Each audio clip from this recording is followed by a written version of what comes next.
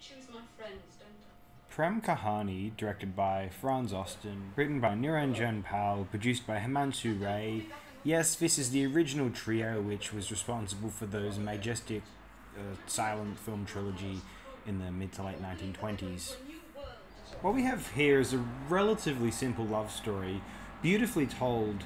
It's about two widowed neighbors, and they try to their machinations surrounding a potential love match, potential arranged marriage, or a love, a romance, a passionate romance that is getting in the way of an arranged marriage, let's say. There's a fascinating blog called Memsub Story. I wasn't aware of it until now, but what she's got this fascinating blog. She's spoken about hundreds of Hindi films. It looks like. I'm going to read her entry on Prem Kahani. I think she's written relatively well on it. I love the elegance of the Art Deco era of the 20s and 30s. Of course, my mother points out that I would have probably been at the back of a breadline dressed in rags, but I prefer to picture myself draped in chiffon and pearls, languidly smoking from a long cigarette holder and lounging in a posh Park Avenue mansion.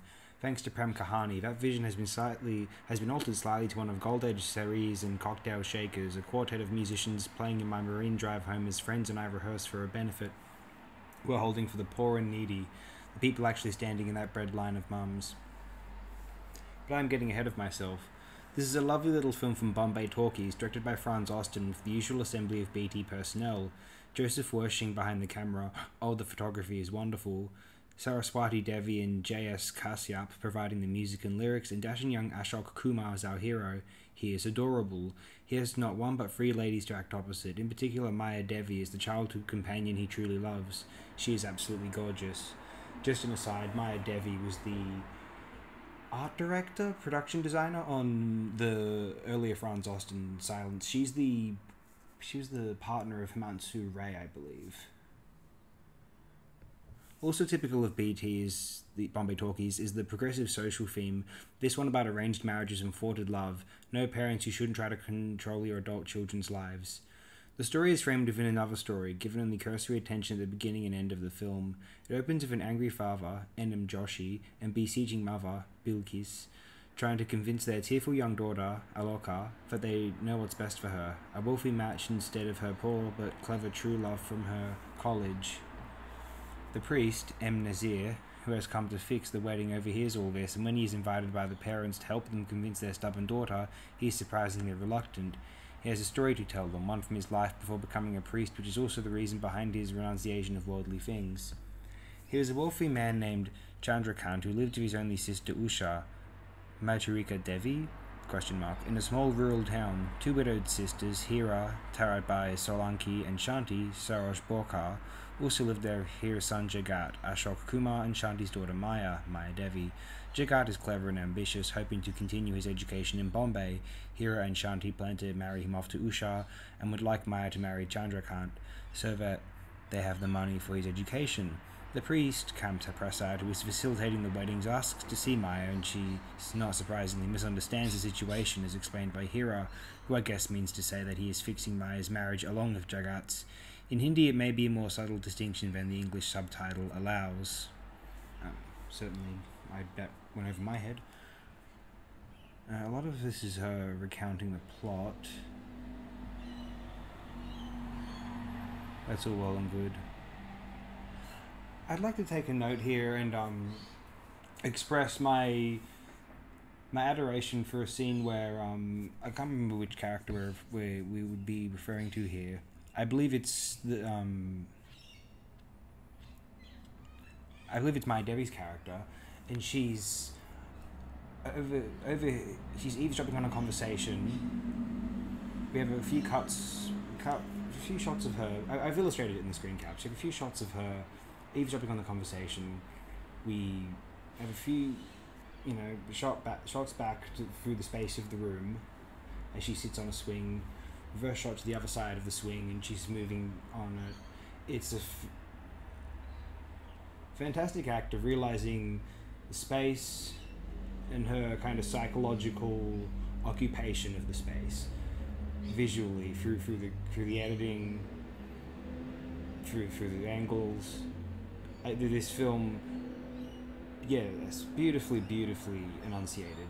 That is I'm more interested in how the film's told than the actual plot itself. Truth be told, the plot's very all well and good, but frankly, if it was, I think if it was if I just handed this screenplay to anyone, we all know it would be languid and boring.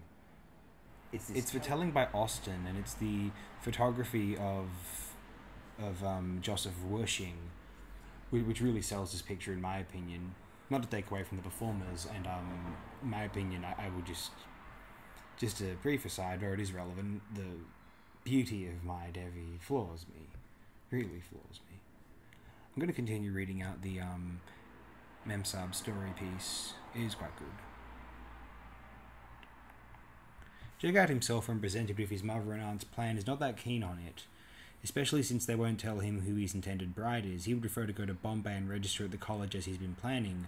Maya, listening in as people do when their fates are being decided, thinks that the women are teasing Jagat. She meets him in the garden and they exchange their very gender-specific dreams, his of career success and hers of happy family life, plus, you know, the glory of dying before your husband does.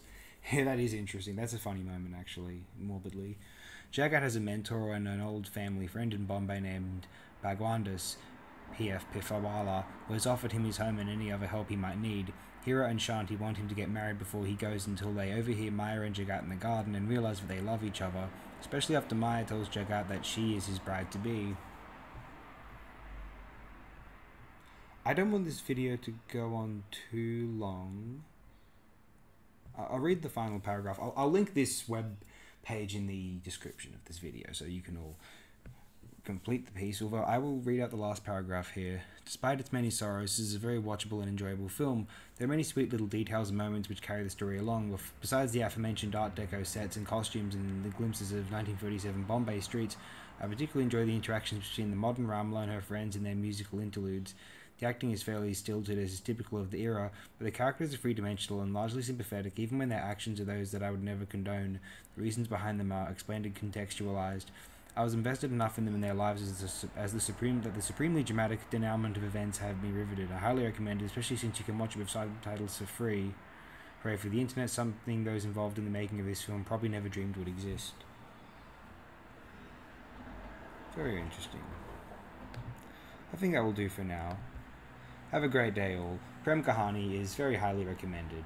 Actually, I assume that film's available on YouTube. I'll link it in the description as well.